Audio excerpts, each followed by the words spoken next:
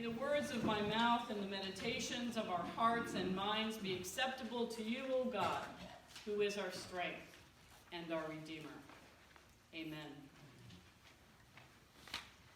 Several years ago, a gentleman said to me, "I just am not comfortable in my own skin." Then he went on to describe his life, and he described comparison and competition with others as being part of what he did. He spoke of expectations that he felt he could not meet. He revealed that loneliness sometimes isolated him away from his family, and he often worked long hours. He also felt isolated with friends, sometimes at church. He was describing, friends, skin-level life. He was looking all around him at the people and the circumstances of his life, but he was either unwilling or unable to look within himself. On Wednesday night, right here at 6 o'clock, we're going to take a look into the dynamics of how to listen, how to connect deeper with others, and what gets in our way and how we connect with those in our lives. In the example of the man who was describing his skin-level life, he was unwilling to look at himself and what separated him from others. You see, this man wanted what the 9 lepers wanted. He wanted new skin, comfortable skin. He wanted to be accepted and approved of by others. He wanted the priests of his life, all of those people to whom he gave power and authority over himself, to declare that he was good enough, clean enough, honorable enough. If today's gospel statistics are any indication, then 90% of us live life at skin level. That is, we live on the surface. It is a what you see is what you get kind of attitude. We assume there's nothing else sometimes. At skin level, our view of life is mostly determined by whether life is going our way and we're actually getting what we'd like out of it. Life is very much exteriorized. That is not to suggest this skin level life is easy or pain-free, of course.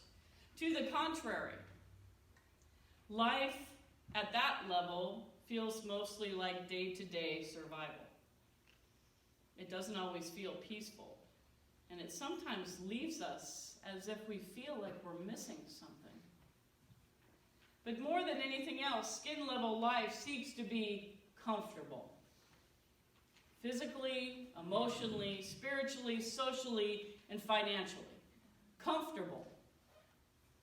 Now, there's nothing wrong with comfortable until we choose to settle for being comfortable rather than moving to a deeper place of seeing, relating, living, and giving. Sometimes being comfortable can insulate us from the reality of life and the presence of God. It seems that only about 10%, 1 in 10 lepers in our story today, are willing to move in a new direction, to seek a wholeness that cannot be found just in comfort. For most of us, when life gets uncomfortable, when things do not go our way and we do not get what we want or expect, then we begin seeking some kind of relief somewhere else. Because we gravitate, friends, to the comfortable. We gravitate to what we've always known. We gravitate to what we've always given to the church. We gravitate to what is best for me. It's how we're built. It's hard to be outside the lines and think about stewardship in a new way. Because why? We want to be comfortable. We want sometimes, if life is also not going that great, for some pain to stop, a situation to change or go away. But we sometimes look for quick solutions, something that will make us comfortable again, something that will allow us to go back to the way life was when it was most comfortable for us. That is the life of a leper. That is life at skin level, surface level. One day you are clean. Life is as is expected. You have work and friends and family. You're part of a faith community. The next day everything changes. The next day in the leper's life, he is unclean. For the 10 lepers in today's pericope in our gospel, that means no family for these lepers, no friends for these lepers, no work for these lepers, no temple, no worship for the lepers. These lepers are physically stunned and shunned in their society by everyone who comes in contact with them, psychologically excluded from everyone they come into contact with. They are at the farthest edge of society. They had to wear shabby rags for clothes. Their hair was a mess and unkempt. If anyone started to come close, the leper in Jesus' day was required to cry out, "Unclean, unclean." Can you imagine if we had to come into the doors and say to everybody before we got here, "I'm unclean, folks, don't get near me"? Can you imagine the scar that would leave on you? And the scar that it left on these lepers? That's how it was for them. The lepers wanted to go back to the way life was before they got this illness, when they were clean and comfortable. From a distance, they had to cry out, "Jesus, Master, have mercy on us. Jesus, Jesus, hi, I'm here. I'm in the back, the one with the shabby clothes and the hair that's dirty. I'm here, Jesus. I don't know if you can see me." We can only imagine what the lepers wanted when they cried out to Jesus. Maybe they hoped for just a small piece of bread that he might have been carried from one of his journeys in the countryside. Maybe the lepers just wanted some water for their parched lips. Maybe they just wanted a blanket because they were cold. Maybe they just wanted to hear a kind word. Maybe they simply wanted to be seen. If only for a moment they wanted to be seen. They wanted to feel real, feel alive, like a human being is supposed to feel. There is nothing comfortable about the life of a leper. At skin level, each day of life is spent searching for some relief. Regardless, though, friends, of our skin condition, we know what it's like to be the leper sometimes, don't we? We may not have lived under the same conditions as the lepers of Jesus' time, but if we're honest, we could tell a story about a time when we just could not get comfortable in our own skin, where things weren't working out the way we wanted them to. We could tell a story from our own lives if we sat for a moment and thought about it. But that is the leprosy of today. Today's leprosy is not a medical condition or a legal status. It is rather a spiritual condition. It is leprosy of the heart. Its symptoms have nothing to do with our skin. Instead, they are things like perfectionism. Anybody? Gluttony. Okay. Jack, good. Okay, being honest. Yeah. Sadness sometimes. Anger sometimes. You can raise your hand. This is God you're talking to in here. Pride. Boredom. Gossip. Anybody? Okay. The need to control. Fear of approval. Fear. Being judgmental. Restlessness. Excessive busyness. We have the ones that resonate with us. Grudges, prejudice, jealousy, condemnation, indifference, addiction.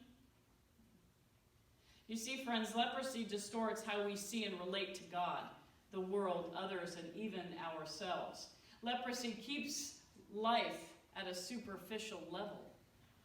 These symptoms, what the early church mothers and fathers called passions, reveal a deep discomfort. As long as we deal with them at the level of skin and surface level, seeking cleanliness rather than wholeness, we can never really be made well. Leprosy even convinces us that the most we can hope for is a declaration of cleanliness. So we settle for being comfortable rather than being changed. We fall back to comfortable. We fall back to what we've always pledged. We fall back to doing the least amount because it doesn't cost us so much. We fall back to what's easier for us when we look at our checkbooks. We fall back. We fall back. We settle for being comfortable rather than being changed. We seek relief rather than wholeness. We desire something from Jesus more than we desire Jesus. We want Jesus to help us more than we want Jesus. That is life at skin level, surface. That is where we tend to live. It is where the lepers in today's gospel have lived. And 9 of the 10 lepers settle for just a declaration of cleanliness. Jesus makes them clean. But there is always that one who is able to look below the surface to see more than new skin, to get outside of the comfortable, to go back to who gave them life in the first place. One leper, the Samaritan, go figure again, Jesus uses the marginalized and the foreigners, looks past the exterior illusions of new skin. He doesn't just look at his skin and say, wow, I've been made well. Wow, awesome, I'm on my way. Everything's going to be back to the way it was. It's going to be comfortable and good. And I don't have to yell every time I come in the square, I'm unclean. Now they're whole. Jesus made them whole. But the one leper, he didn't just think about himself. He went back. He went back to Jesus. He sees a deeper reality and understands that healing is also an interior condition. Our healing is interior. It's about the heart more than the skin. This man realizes that if he wants the healing and wholeness that Jesus offers, he must turn around and go in a different direction, different than the other 9. And he does. He goes back. Doesn't think of himself in that moment. Goes back and thanks. Thanks, Jesus. While those 9 lepers celebrate their new skin and they're off gallivanting around saying, look, everyone, I'm healed. One leper celebrates the creator and the restorer of the new skin. While 9 lepers hear the priest say, you are clean, one leper hears the God-man say, get up, go on your way. Your faith has made you well. If today's gospel statistics are any indication that 90% of us live life at the surface level, Jesus offers more. Jesus desires more for us than we even desire for ourselves. Jesus is going to use what we give and double it and triple it. But we have to give. We have to open our hearts and open our minds and write our checks in the hope that Jesus does miraculous things through us and through each other. What Jesus does for one, he offers to all. But Jesus said, "We're not 10 made clean? But the other 9, where are they? Was none of them found to return and give praise to God except this foreigner?" he says. Friends, it's not a rebuke in our pericope. It's an invitation. Instead of just settling for skin-deep faith, let's go deeper. Let's give more. Let's go deeper in understanding ourselves and how we relate to each other. But more importantly, let's remember to turn around and give thanks to the one who created us. While 9 lepers celebrate new skin, 1 leper celebrates the Creator and the restorer of the new skin. Friends, this is our invitation. Amen. Let us pray.